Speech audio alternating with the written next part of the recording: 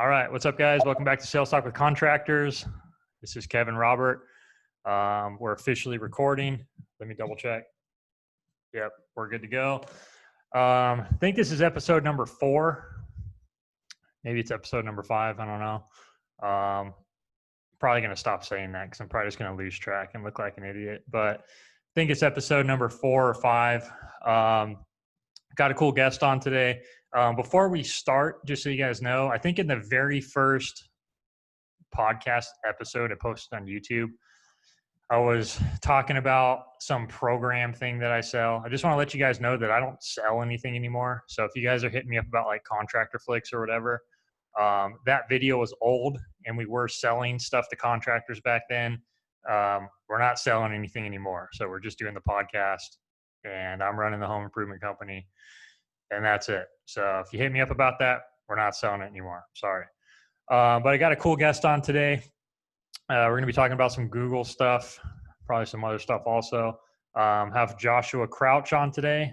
What's up, man? Hey, how's it going? I'm doing pretty good. I'm saying your last name right? Yes, you are. All right, cool. Just making sure. Cool, man. So I feel a little bit weird. I just got headphones for this new microphone. So I got like the podcast headphones. And it's like really weird. I can like hear myself in my ear. So I don't know. I'm still trying to figure out. I just bought a new Movo set for videos that I do, and I'm still trying to figure it out. Oh, really? What did you get? It's made for the phone, but it's like a microphone. You turn your phone sideways, sit it in there, and then the microphone goes on top. It's just to help with audio when I do videos, because most of the videos I do are mobile. I don't do them on a desktop or anything like that. Oh, okay. Yeah, I think that's the way to go with them, man. That looks just kind of more natural, I think. So at any time, man, just so you know, if my microphone sounds weird, then just let me know. All right, because I was having issues with it last time. So if I sound like distorted or anything. Okay. Yeah, but I did see your videos, man. I got on your little I seen you post that thing on Facebook. I think it was about GMB, where you were putting out like a little email series on it, some videos, and I watched some of those, and the stuff that you were talking about seemed pretty cool. So I kind of wanted to talk to you about some of that stuff today. I'm pretty interested in the Google stuff. I think you've seen the last podcast we did with Joshua Beal, right? We went into some of that Google stuff. Yep. Yeah, I watched that one. Yeah. So I'm not doing anything with Google right now. I'm starting to do a little bit of stuff based on what me and the other Joshua talked about. But so I really want to talk to you more about that. So you're doing the Google My Business stuff, and you're also doing stuff with like Google Maps, right? Yeah. So in a way, it's SEO, but the primary focus is to rank on Google Maps, because that's where leads come in, and that's where my focus has been for the last. For our contracting company, the last 18 months or so, and then for doing it for others, probably 7-8 months. Okay. Yeah. And so you're doing, are you doing like HVAC, or what is it that you're doing? Yeah, I've been in the HVAC world for 8, almost 9 years now. Mm-hmm. I have done everything except for service heating and cooling systems. So okay. I'm not the technical guy when it comes to in the field. Where I am good is office processes, sales processes, getting customers to call us and to keep our board full and to continue to grow that way, setting up pricing structures, maintenance agreement programs, stuff like that, right. And keeping the marketing budget down. And that has a lot to do with Google Maps and everything else. There's a lot of HVAC, especially, is very generally the percentage of revenue that most companies spend on marketing is somewhere. I think I saw a statistic. It was like 6 to 8%, and that's normal. So companies that want to grow more, it's more like 10 to 12%, and we have consistently stayed under 2%. Nice. And what area are you guys in? We're just north of Milwaukee, Wisconsin. Oh, okay. Got it. So you guys are mainly doing like heating up there right now, right? Right now it's full-fledged heating season, and we are jam-packed right now, even though it's still 40-ish degrees outside, so it's not super cold, but we're booked out for a few weeks. Yeah. 40 degrees is super cold over here, man. It was like 58 you're the in other day and Cali. I was freezing. You're in California, man. That's like paradise out there. Yeah, the weather's nice, man, but I don't know, with all this lockdown stuff and all the stuff that's going on, all that kind of stuff makes me want to get out of here, go to Texas or something. So I don't know. Yeah, I've heard a lot of people are leaving California, but I don't know how true that is. Yeah. Well, I mean, I don't know if you watch like I follow like the Joe Rogan podcast and stuff, and like all those guys left. So all those comedian guys. Elon Musk left, right? So well, I don't know how you guys can afford anything. Yeah, taxes are so high. Yeah, it's crazy, man. Well, like I was telling another guy on one of the episodes we did, we were doing some marketing in a neighborhood where all the houses are like, $1 million and up. They're like 1.5 million to $2 million. And this guy was like, holy shit, those are probably like big ass houses, right? And over here, that's like a normal house. It's like a 5,000 square foot house, right? So yeah, to buy a house in San Diego, man, is like, you can't even survive over here making 100 grand a year, right? And in a lot of other states, that's a lot of money. So that is a lot of money. Yeah. Especially in the Midwest. Yeah, it's crazy. And then they take half of it. So, right. Yeah. All right, man. So I want to get into Google stuff, but you mentioned something that I'm kind of interested in. Like I said, I don't have any like rhyme or reason when I do these things, so I kind of jump all over the place. But you said that one of the things that you were doing with the heating and air, or the heating and cooling, is you're doing maintenance agreements. Yes. What does that look like? What's that all about? So most of it's a heating and cooling tune-up. So we get in the house twice a year and do an inspection. Our inspections with our CRM program, the customer gets an email automatically sent to them. It's kind of, we use I guess it looks like a stoplight. Red, your system's bad, needs work. Yellow, something's going bad. Green, everything's great, and you're good to go. So that way they can keep records, and then it's a very easy visual for a husband or wife that wasn't there to see what's going on with their system and if anything's getting worse progressively. But we do we have a 1 year, a 3 year, and a 5 year maintenance agreement, and obviously the price gets a little cheaper the longer they sign up. And we're starting to push those quite a bit, just to keep our guys.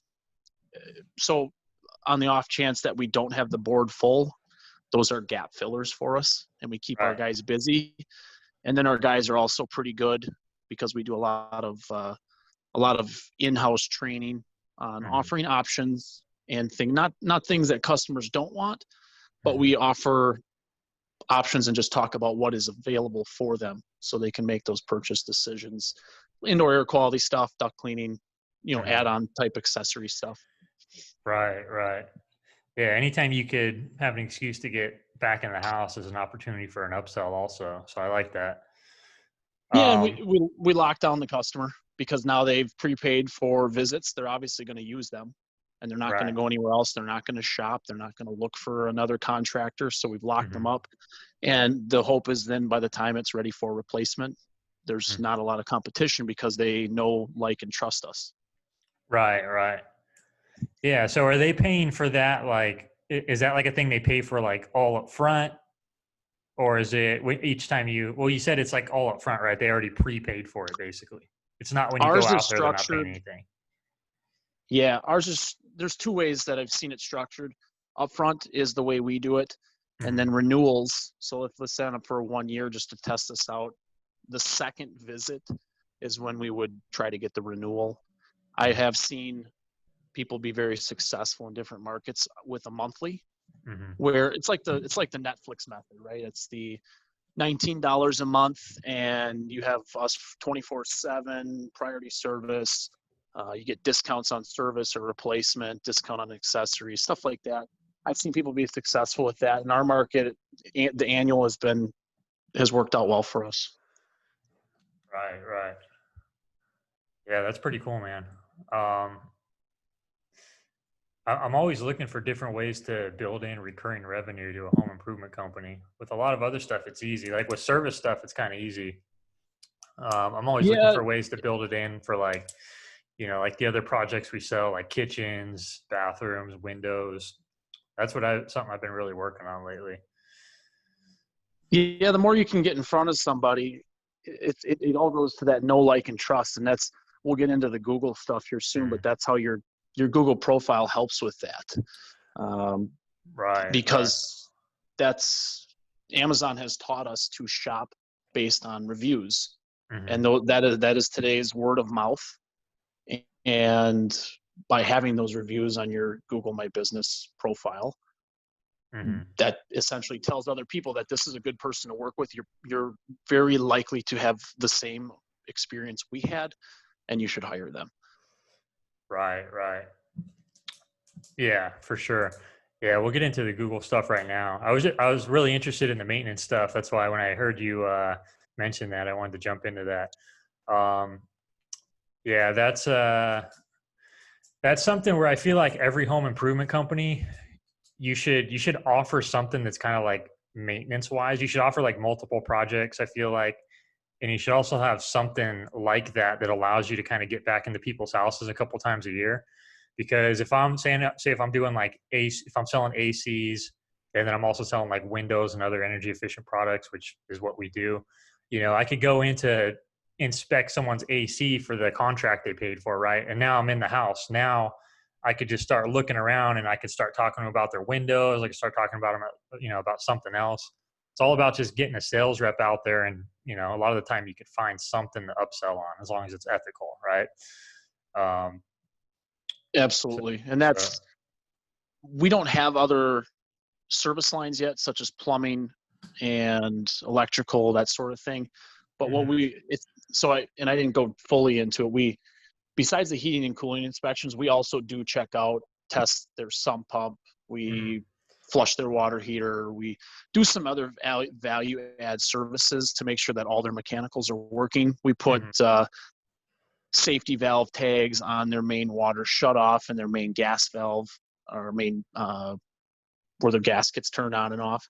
It's for safety reasons. If someone's out of town, and let's say their adult daughter is staying at the house and house sitting or something, that way it's easy for them to know this is how you shut this off in an emergency. So that way it's a value add thing for us, and it also helps with the customer service and deliver a better level of service. Right, right.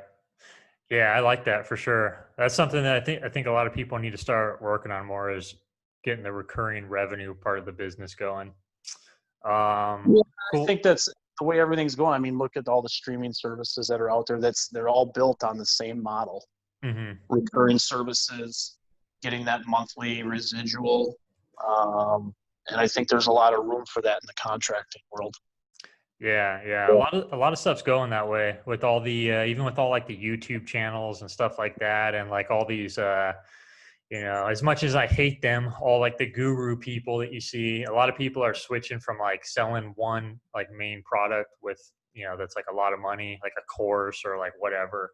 And they're moving into like, having like a Patreon account where people pay monthly, right? Kind of like a Netflix thing for content, stuff like that. And I feel like that could transfer over to the home improvement industry somehow. It's something that I've been thinking about, either with like, putting out content for like DIY stuff, or, something like that. I feel like there's something to be discovered there. I just haven't discovered it Yeah, yet. and I have a little bit different spin on that, because I create a lot of not DIY per se, but a lot of value add content for our home service company, and also for my YouTube channel, stuff that people can do themselves. Right. But you think about the way the world is, people are so busy, even if they're at home, they're so busy with work and kids, and now they got to try to educate kids at home while they work, that they appreciate the information and Hmm. how it enhanced their life, but most people still want to hire somebody. because they don't have the time. They don't want to learn how to do it. Mm-hmm. But if you look, it's the whole, and you did a great job with that with the Facebook. So I know I've been following you for a while on your Facebook stuff, Mm-hmm. because you put yourself out there and you added value. And in my mind, it painted you as an expert on Facebook and how to market for a contracting company on Facebook. Right, And that's what right. we do with our home service company. And that's what I'm attempting to do with marketing for home service companies. Is I'm trying to do the same thing on my YouTube channel. Give back, give value, and, hopefully people will follow that and get some good advice, whether they work with me or not. That's up to them. Yeah, that's the thing. So like if you're doing like a YouTube channel or something, like, and a lot of guys think like, oh well, if I'm a plumber, why am I going to go on and show people how I solder pipes or whatever it is, right? They're just going to go do it themselves. But like you said, like people, even if they know how to do it, they're not going to do it usually, right? Like I can go on YouTube and look up how to fix my car, but I don't want to do it. I just want to pay for it, right? And if I have the money the people that have the money to pay for it are probably just going to pay for it. The people that don't have the money and want to do it themselves are probably not a very good customer either way. You know what I mean? Well, everyone knows how to use a microwave, yet they still go out to eat.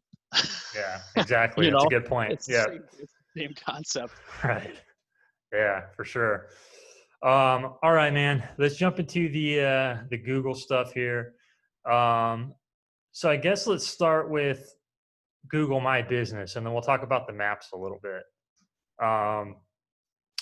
What's the point of Google My Business, in your opinion? Obviously, it's the point of everything. The broad thing is to get more business, right? But I guess like Right. narrowing it down more specific, what's the goal and the purpose of setting up a Google My Business account? So yeah, and I'll go into that, and I'll try to keep the segue into it short. SEO used to be, people used to read content on websites. Mm-hmm. There's so many websites and so much content out there now. People, here's the thing, what our site says on air conditioning repair versus a competitor's is probably not all that much different. So people aren't going to get a whole lot of value by going to that page on our site versus another. Right. But what they will get value on is seeing what other people have experienced with our company. And that's why we've made reviews, very important part of our company. And if you search in our area, we kind of dominate there. And our customers pretty much tell the story for us. You deliver great service, you allow them an easy opportunity to leave a review, and the magic kind of happens with that. And that's one small ranking factor, but again, SEO is not what it used to be. Nobody clicks on those organic results down at the bottom of the page. First of all, they have to scroll to get there. And the map section is highlighted in a very nice way where it's, you get the results you want. And Google's kind of taught us, like if you start typing in a search bar, if you start typing in furnace repair or roofing contractor, most likely in the drop down, Google's going to put roofing contractor near me, furnace repair near me. They've taught us to search for contractors near us. Right. And what that does is that connects your Google My Business profile to Google Maps, and it brings up the Google Maps 3-pack. So Google's kind of taught us what they've wanted us to do. I'm surprised Google hasn't monetized that yet, but they might also get a lot of flack for that. So yeah, but that's kind of where things are at now. Nobody looks, if somebody goes to your website, it's to click a button to call you, fill out a form, make sure you look legitimate. They don't go there to read a bunch of information about you anymore. Right. Yeah, that's kind of what YouTube's for. Instead of kind of like having a blog on your website, like a text blog, you kind of want to have a YouTube channel now. Exactly. So it used to be like all like the website SEO, right? Do you feel like that's kind of dead since like your actual website's going to be like on the second page now? It's not dead. So there's a misconception with Google My Business and ranking on Google Maps. People think that you can do that all from just your profile. And there's still a lot of on-page meaning on the website work that needs to be done to help you rank and then expand your rankings. Right. But as far as somebody going to your site and spending a bunch of time reading articles and stuff, I think that's probably dying to where the organic section is. And you can even see it now. Google is starting to rank YouTube video. Like if someone puts in maybe not furnace repair, but why is my furnace not blowing warm air? Mm-hmm. You're most likely to get probably a couple video results first before you get, the maps or organic, because people watch. That's what they do. They watch videos. Right. And that's what I'm attempting to do with our home service company is take stuff like that, turn it into a short video so we rank there and get there before our competition does, because the longer we're ranking on there, the better it's going to be long term for us. So Right. So there's all like there's still like SEO guys out there, right, that are trying to sell contractor stuff, and it's like, we're going to do all this. We're going to do backlinks to your website. We're going to rank you on Google. You're going to have to pay us for 6 months, right, before you see any results. So you just got to kind of trust us, right? But is there any benefit to having like the normal SEO guy that's going to go in and do like backlinks to all the websites and all that stuff and do all the keyword stuff? Are those guys still valuable, or does it have to be like kind of a combination of Google My Business and then having your website look kind of good to really see results these days? There is still value there. However, the content that they should be focused on is more related to like service area pages. So normally a website has, and I'll use the HVAC example because that's what I'm familiar with. You have your air conditioning page, and then you have your air conditioning repair, maintenance, installation, which is kind of the old way of doing things. And now what at least our focus is to create service area pages for all of the service areas that connect with our Google My Business profile. So not only do we show up on the Google My Business side that, hey, we service, let's say Milwaukee, just for an example, but we also have a page dedicated to AC repair in Milwaukee, AC maintenance in Milwaukee, stuff like that. We start connecting these two platforms Google gives you to create additional relevance. Right. And relevance is there's three main factors for ranking on maps. There's proximity, which is distance from the searcher. That one we don't really have any control over at all unless you open satellite locations, so to speak. You open an office suite that nobody really is in. Right. You don't have any say over that. If someone's 10 miles away, it's going to be harder for them to see you. Relevance is where most of the people that do SEO these days, that's where they do their work to try to help you rank is that particular section of Google, if you will. Got it. Okay.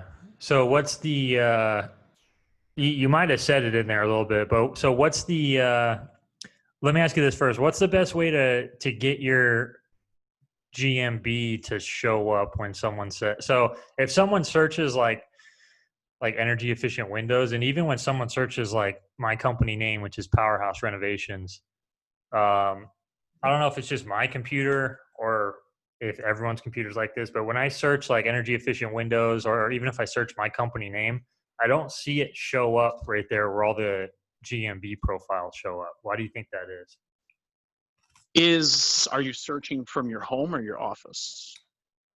Or is your home and office the same place? Yeah, I just have a laptop that I take home from the office. So. Okay. How far from the office is your house? It's probably like less than a mile. It's right down the street. Okay. That I would have to look into. I'm not sure if you're that close. It depends on the contractors and stuff you have too.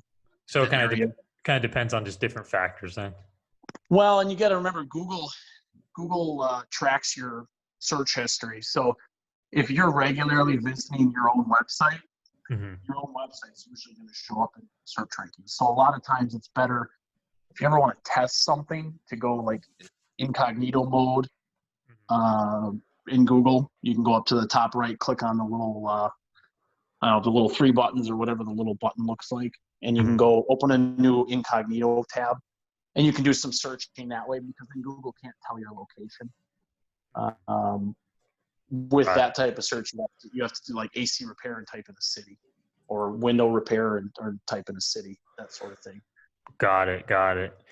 And then so getting that to like show up, is it just a matter of like keeping it updated, doing all the stuff that Google wants you to do, uploading pictures every couple days, stuff like that? Or Well, inside your profile, you want to add posts, which if you go into your Google My Business, there's a spot. It's pretty easy to add posts. You can even add special offers and things like that. But those posts last for 7 days. okay. So on day 8, your company, if somebody finds it on Google Maps, will no longer see a post from you. Got it. So I've tested how many times you should post during the week. I haven't seen a whole lot of difference if I post once a week versus if I post 7 times a week, like once a day. I usually stick to 2 to 3. And those posts, again, you have to almost treat it as like a social media channel, like Facebook or Instagram or something. Make it short and sweet, make it engaging. Don't keyword stuff it with a bunch of window related keywords or something. Make it readable, because where people see those posts the most, and you guys can certainly, anyone that's listening can certainly test this, is when you're on your mobile device and you're doing a search in a Google browser or Chrome browser, I should say. That's when you'll see the knowledge, what's called the knowledge panel, and you'll be able to see those posts.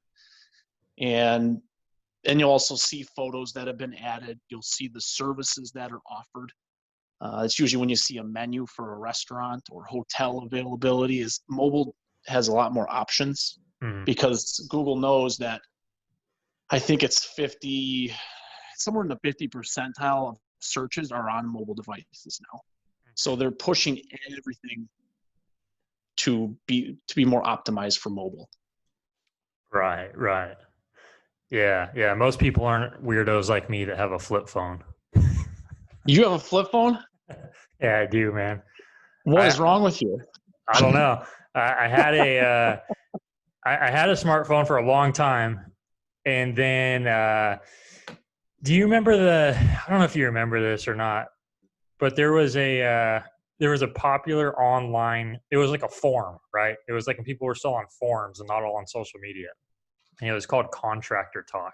Have you ever been to that website? I don't think so. Okay, there's like Contractor Talk, and there was a bunch of like sub forums like Paint Talk and Drywall Talk, but it was all contractors. It was like the biggest thing, like before. I don't want to say before social media took off, but they kind of died now, and it's basically people are in like Facebook groups is kind of like the new thing. Yeah. But this was really, really popular up until like, maybe like a few years ago or so. And so I was on there all the time, and I was kind of doing the same thing I was trying to do on Facebook, trying to kind of, Sure. when I thought I wanted to do like the guru thing, right? And it was just like, it was harsh, man. People were tearing you apart there. It wasn't really, it was kind of a bad place because it wasn't really contractors who wanted to grow their business. It's kind of like, It was like a hangout. yeah, it was like chucking a truck type guy. And so I was posting all my stuff there, and people were just tearing me apart. And I eventually got kicked off. But dude, I was all day long, I was arguing with people on there, like on my phone. I'd get a notification, I'd pull it up. I was doing it all day long, and I would just notice I'd have a headache all day. I was all pissed off. I was like trying to like schedule people to meet me like a gym or something to like, put gloves on with them. Right. It was just crazy. So I got rid of my phone, and now you went back to basics. You're probably happier. You're probably happier with a flip phone. Yeah, I'm a lot happier. Sorry, my office phone's ringing. Let me turn that off. That's fine. Yeah, I like 2-3 weeks ago, I watched that social media Netflix thing. I don't remember what it's called now. The Social Dilemma? Yeah. Is that the one? Yeah. I'm trying to stay off social right now, like 5 days before the election. Yeah. But it's just I like using it for business purposes, and I'm very selective on what I like and what I comment on, because I want to see more info, like your stuff. I'll like it. That sort of thing. So that way I see it again. Right. But you can get down some rabbit holes, man. You get some real hateful stuff if you start liking it or interacting with it. That's all they're going to show you. Yeah. And it's crazy because how much of the shit's not true at all. Right. We don't even know. Nobody even knows what the truth is anymore. Right.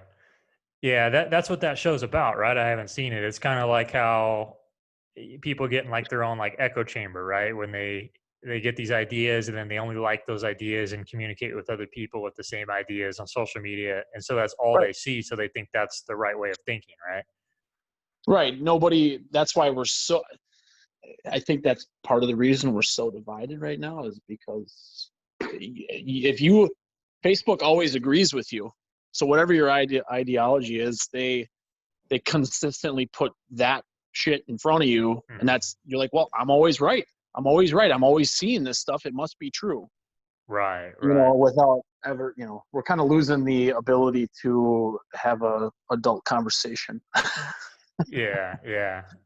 That's true, because that's how they use that to show you different ads. And I hate that, to tell you the truth. It's cool with some stuff, like if I'm looking up stuff about like cars or something on YouTube. But when I start looking into like I'll look into like investing stuff and like real estate stuff and stuff like serious stuff, like putting money towards like investments, like totally legit stuff. And then I get all these fucking like a 15-year-old kid on a YouTube ad telling me how to invest money, right? I get like the guru people. So I just start looking up like legit stuff, and then I get all these fucking people. I just get bombarded with ads everywhere. And I hate that, man. It's always the same story. Like I was homeless, and then I just found this one thing, and then I had this epiphany, and then now I have a Lambo and all this stuff, right? I know exactly what you're talking about. I have workout stuff, because I bought some home workout stuff on Amazon. I have that following me around Facebook right now. Really? So, yeah, it's crazy. All right, dude. Let's talk about more Google stuff. Otherwise, we'll just go off on a big rant, which people probably like. I can talk for days, man. So people probably like the rant stuff better, but I don't know. But I want to try to provide value in this also. So let's talk about the Google Maps stuff. What's the best way to kind of start ranking for that, so that shows up? So the video series that I emailed out, that I sent to you, and you probably watched a little bit of that. I watched a couple. I didn't get through all of it, to be honest.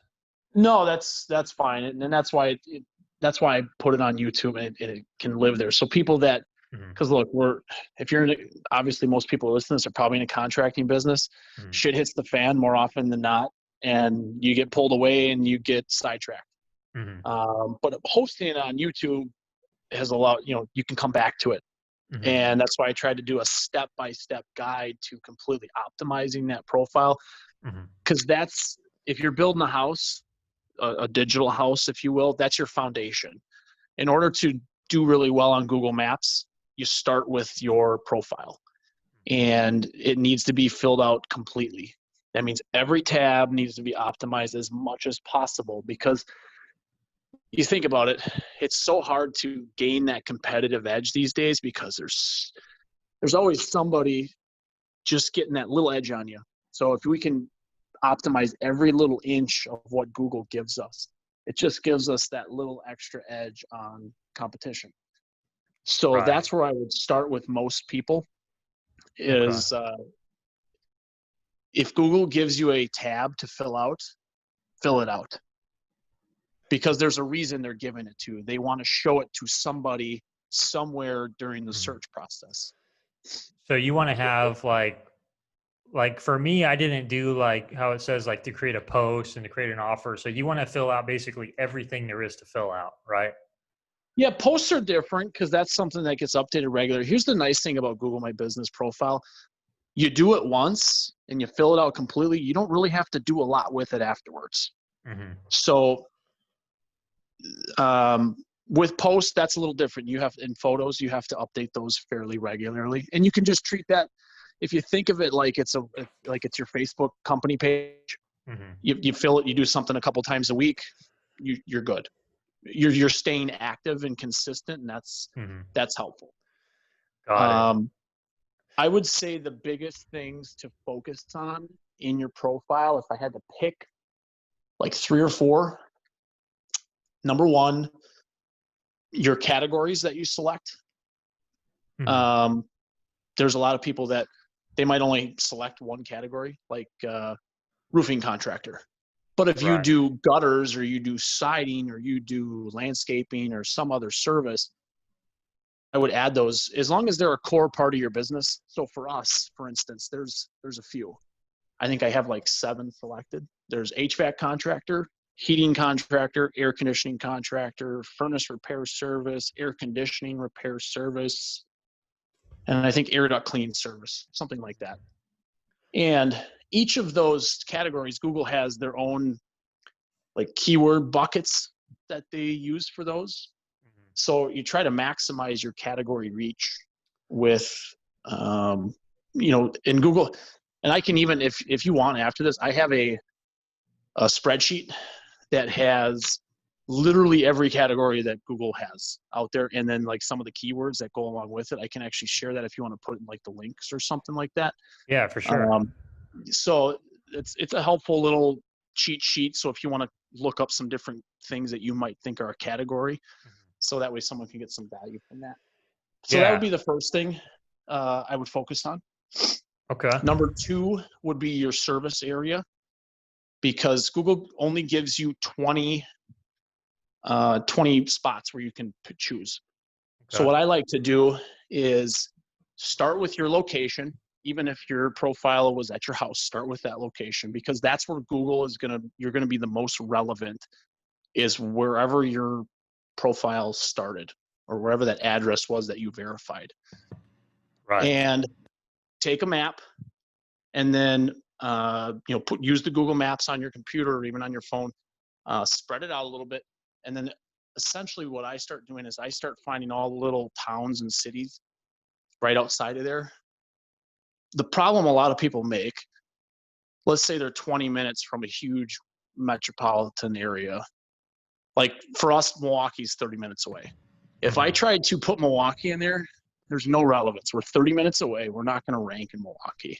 It's just not Right. going to happen. Right. So it's a wasted spot. So what I'd rather do is I'd rather rank in all the little suburbs and all the little towns outside of there that maybe have, 3,000 people here, 5,000 here, 8,000 here, that sort of thing. So we can, by the time we fill out that profile, we got 60 to 100,000. Our area is not big like San Diego, but like 60 to 100,000 people in our area that we can cover. Right. So Right. that would be number 2, and fill out all 20. Find 20. Okay. If they give you 20, you might as well use them. Right. So, Right. and that's the max. And then number 3 is your services that you offer. So based on your categories, Google has services that go with that. And each of those services, you can write up to 300 characters about that service. But the interesting part about services is you can create custom services.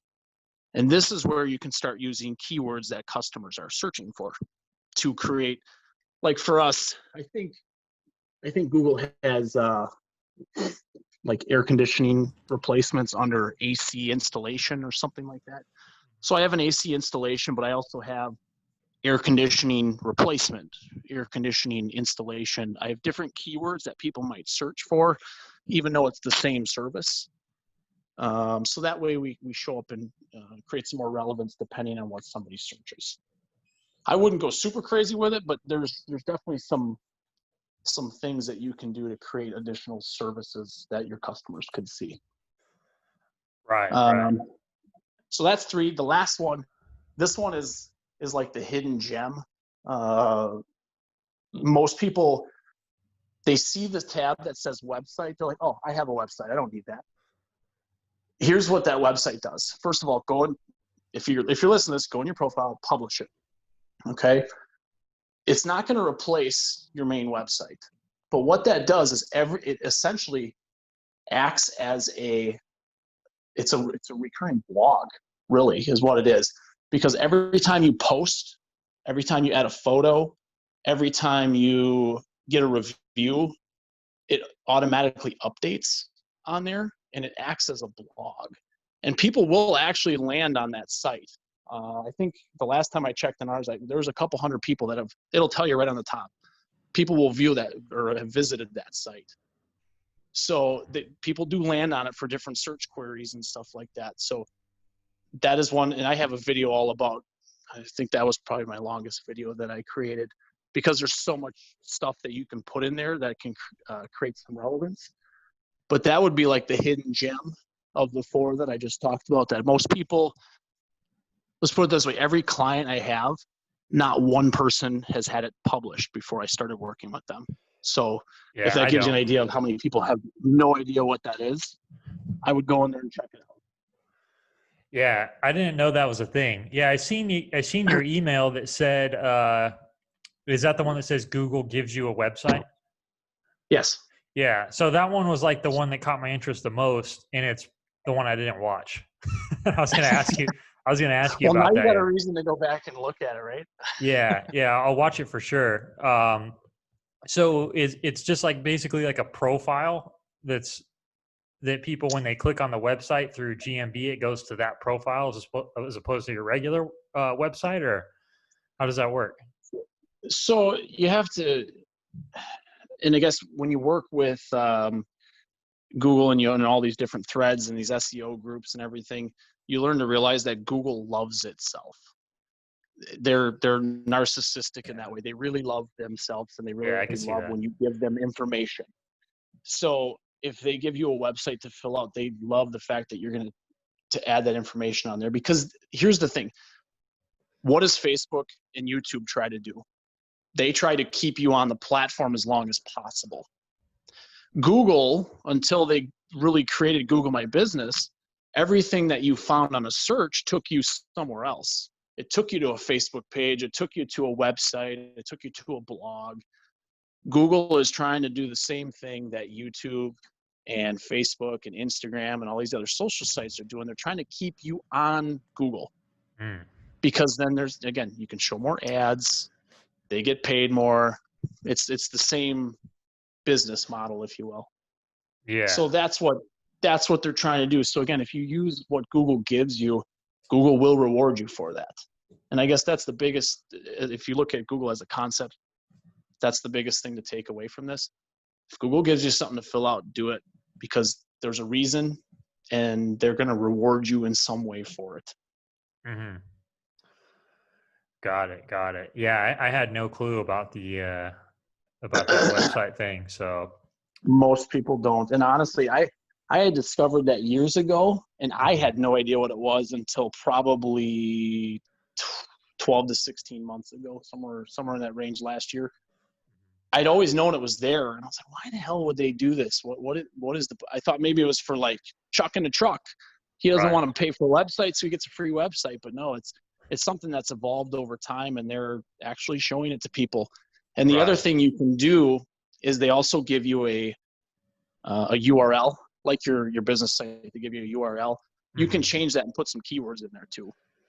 So there's a few things you can do with that.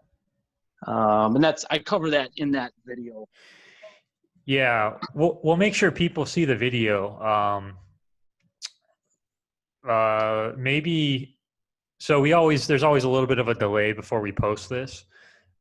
So maybe you could set up like a page or something where people could go. We'll put the link in the description, and they could get that keyword spreadsheet, and then maybe they can get on your email list also to get those videos. So maybe you could set something like that up, and then I could post it in the description or something like that, because the videos were good. Yeah, from what I've seen. I wrote that stuff down, so I'll make sure that you get it. Okay, got it. Yeah, just so everyone here could get it. Yeah, I like those 4 things. I didn't know about the website. I also didn't know that you could about the custom, when you're putting in your services, putting in like the custom keywords and basing that off of the search results. I think I did when I set up mine. I put in like a custom thing that wasn't on there already, but I didn't even think to go search how many people are searching for a particular thing, and then, put it in after that. And So so, to add a layer to that, if you go to your insights tab, mhm, you'll see what search queries people have entered and landed and seen your profile. So you can actually take that, and usually what I do is something that somebody's already showing up for. mhm, I try to optimize for that first, because if you think about it from that way, they're already showing up for it a little bit now. What if we amplified this more? How many more search results would they get? Let's, like a low hanging fruit, like let's get this and let's pump it up even more. And then we'll start working on the next thing and then pump that up and then the next one. And why try to find the keyword that you're not ranking for and try to, swing for the fences and take the low hanging fruit and just start working your way backwards, because Google's already showing you for certain search terms. So the insights tab, that's where that comes into play, is you can use that to find different, if you look at it, you'll be absolutely shocked at the stuff people find you on. right. There's some very interesting keywords in there. Yeah, I'll have to check that out. There was also another thing that you kind of hit on also that I wanted to expand on, about when you're putting in your services, like what you do, you're putting in like all of them, not just, like AC replacement or whatever. You're putting in all those things. And I think that's important for everyone, because so say if you're selling windows, right? I'm not just gonna put in window replacement. I'm also gonna put in stuff like, you know, like window repair, even though we don't do that, right? And for me, I even put in stuff like screen replacement on Windows. So I even go that far, and we don't do that. We only do window replacements, and we like to do the whole house and energy efficient windows, right? But you got to have your lead gen stuff set up, and then you got to have your stuff set up on the back end, like your sales process, right?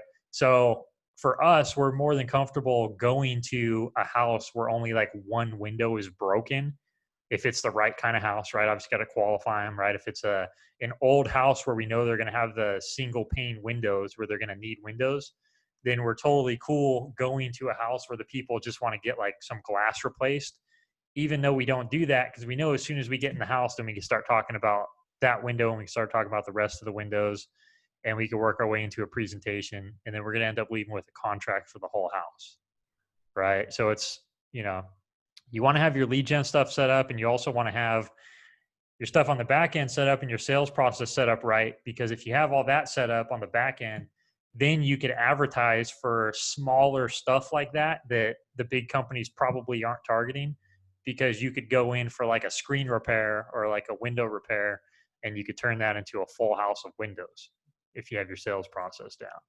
You know what I mean? So I like what you said about having putting all the terms on there no matter what. I don't know if that's Yeah, what you meant by it, but in a way, it's a great point, because here's the thing. If you were searching for air conditioning services because your AC was broken, what would you type in? What would be your go-to thing that you would type in search bar? if my AC was broken, Yeah. I would type in,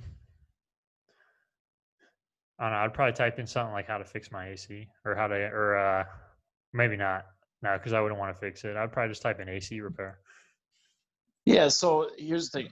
Everybody is going to go after that. All your competition is going to go after that main keyword.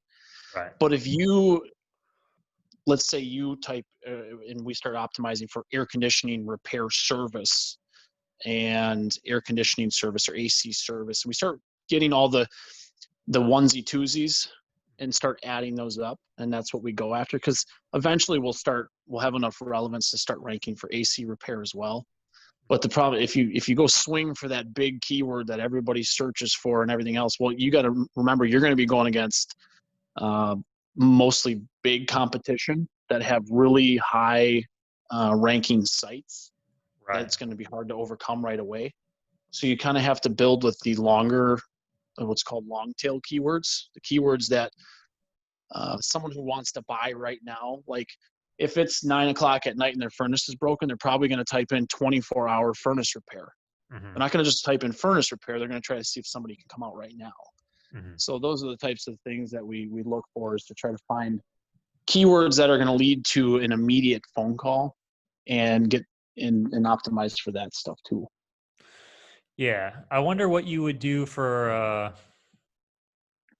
like kitchen remodels or something like that. Something that's like not a service.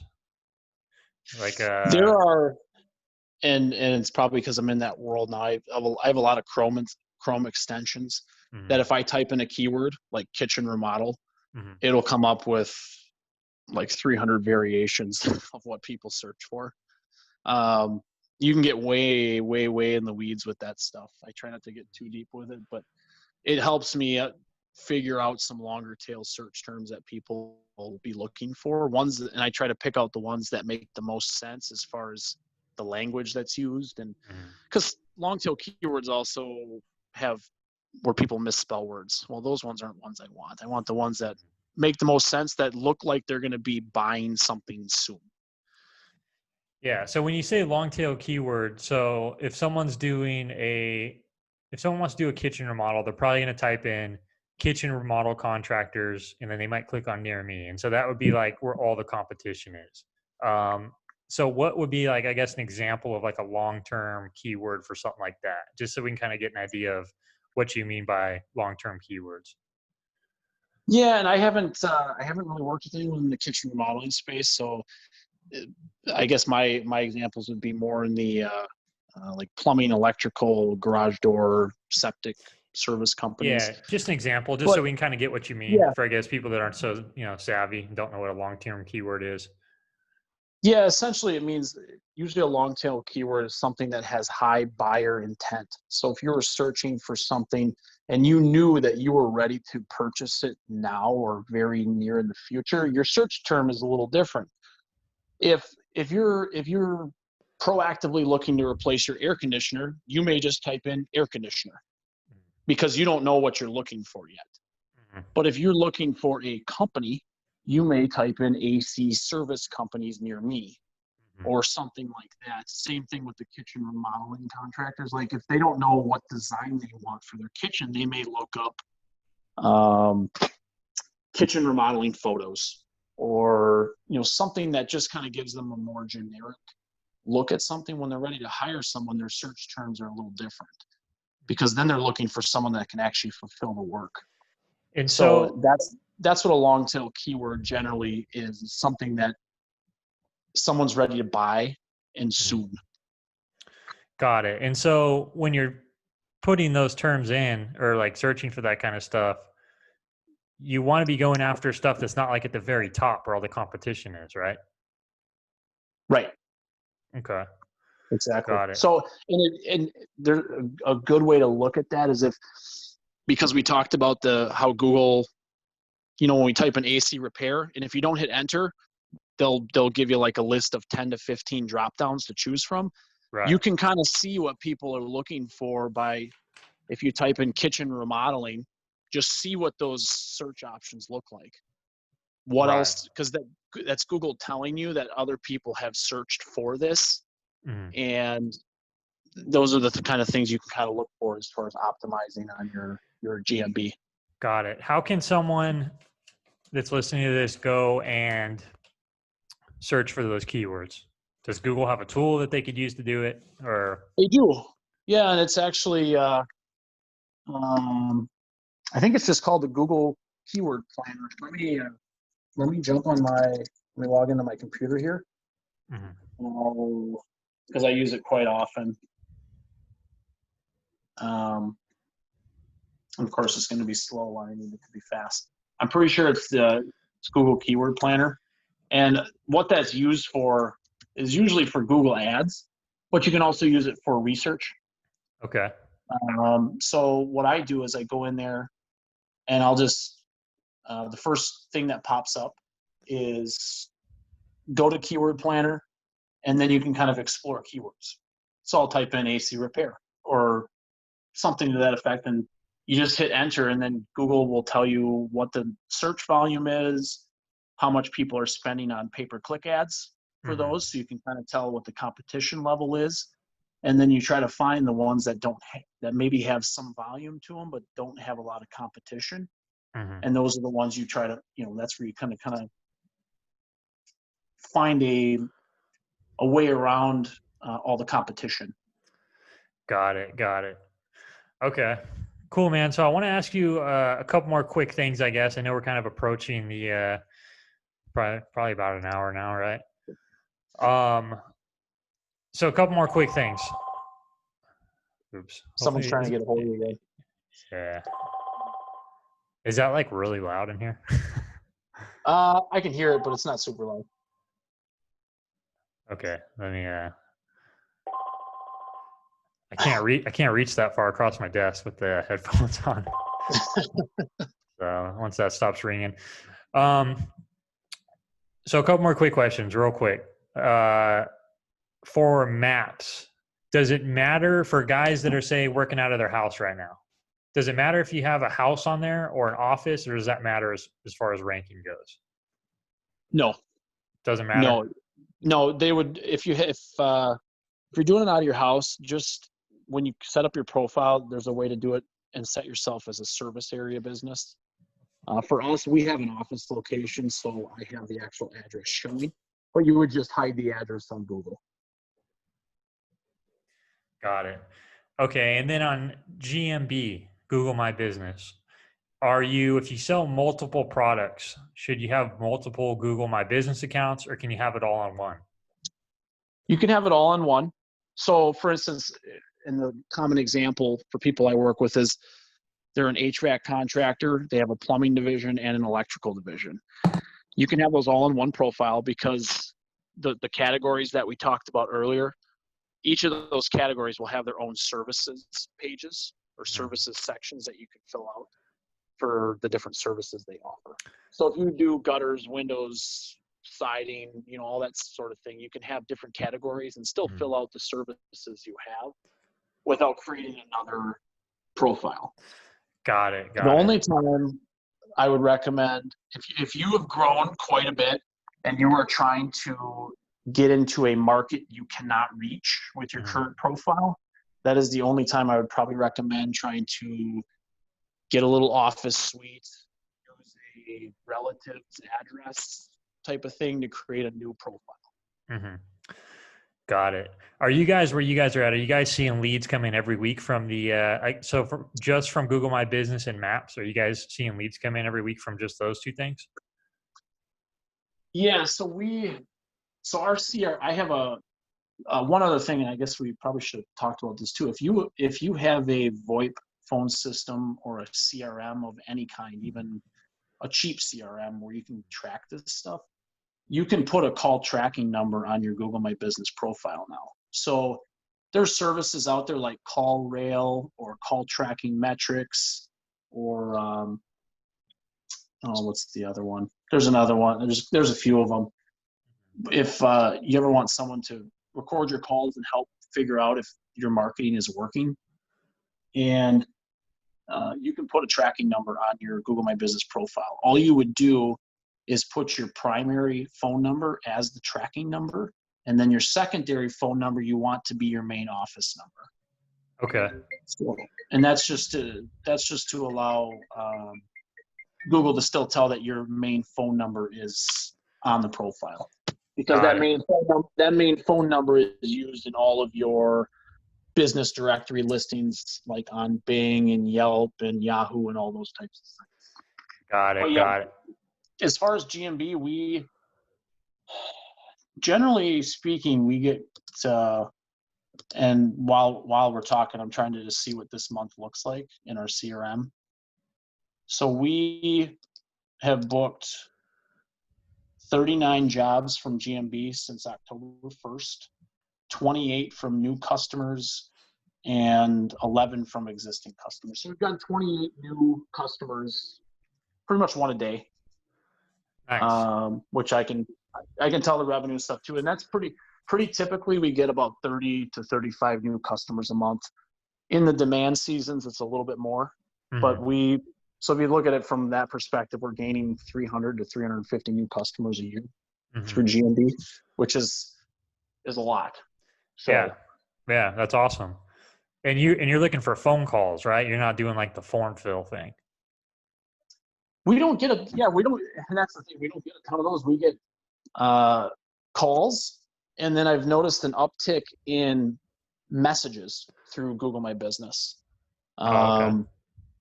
And that's something that, there's a lot of things. There's so much to all this stuff. There's a Right. messaging thing that you can turn on. So when people are searching from their mobile device, they can send you a text, and it goes right to your Google My Business app on your phone. Maybe not for you since you have a flip phone, but for everyone else that has the GMB app, it will send them a text message, and you can just text back and forth through that app. Yeah. Don't get a flip phone, guys. Stick to the smartphone. Is that not recommended? Yeah, that's not recommended. I'm really weird. So stick to the smartphone, stick to the technology. Yeah. That's what I would recommend. All right, man. I think we've been going for about an hour. I don't know what time we started. I don't either. But this was fun. I enjoy this. Yeah. Anything else, or you think we pretty much covered most of the stuff, huh? Yeah, I think that's before anyone's head explodes trying to take all this in. I think that's a good starting point for anyone. I'll definitely get you, before you get this up and live, I'll probably get them to you tonight, the links for the video and the category page, so that way people have something to reference as they go through this. Yeah, sounds good. So yeah, once this podcast is posted, we're going to put the link below, so you guys will be able to get the keyword sheet that Joshua was talking about, which is probably going to help tremendously. And then you're also going to get the videos. He'll put something up so you can get both of those, right? You want to give out both those things? Yeah. So you guys will get the keyword sheet, and you also get the video series. Probably just have to give him your email, and he'll send you the videos. I watched a couple of them; they're awesome, so I would highly recommend it. So that stuff will be below. Also, make sure you guys subscribe to the channel. It really helps my ego. We only have 36 subscribers, so I sit around and think about it all day long. And should we race? I'm at 21. Maybe we should have a little race to 100 or something. Yeah, we could do that. But I have 36 right now, and so I get very, very sad about it. So if you guys would subscribe, that'd be awesome. Also, hit the little bell. Someone just told me this. Make sure you hit the little bell next to the subscribe button, because then you get notifications, and then when we drop a new video, you guys see it, and you could get cool stuff like the videos and stuff we're going to give out. So make sure you guys do that. And I think that's it. Joshua, I appreciate you taking the time to come on here, man. It was a good talk. Yeah, thanks, Kevin. I really appreciate it. Awesome, man. I'll talk to you later. All right. All right. Take Bye, care. guys. Bye.